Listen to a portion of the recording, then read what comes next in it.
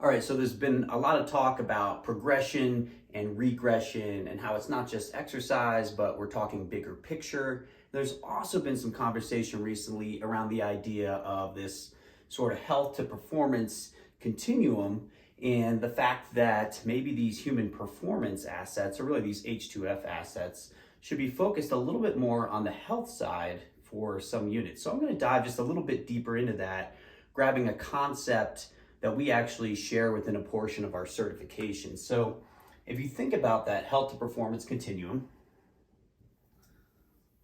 let's say up here is high performance, and down here is, I'll put an I for ill or injured, and then somewhere in between we'll call it health. So obviously a bit of an oversimplification, right? So let's say you've got a 600 PT score.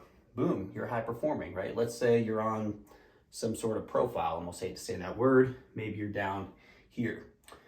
The problem inherently right now with this continuum is it's very one-dimensional, right? And so let's add another axis.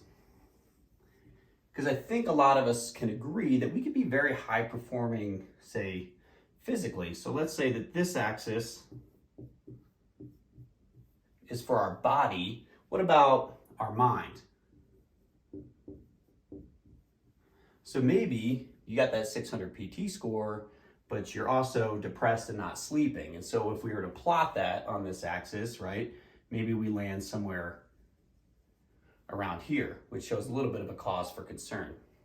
Now, even the problem there is that there's actually a third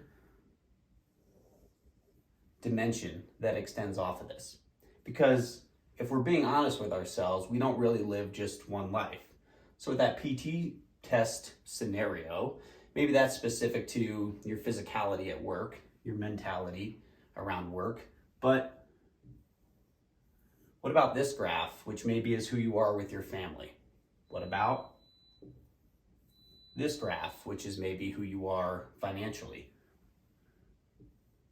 Who are you when you're deployed, right? So if we think about this continuum, really, it's very multidimensional because we have the physical, we have the mental, and then we have that applied to all these different aspects of our personal and our professional lives. So the H2F program in its entirety needs to account for all of these pieces before we decide kind of which string to pull to try to achieve some sort of progress along this continuum of health to high performing.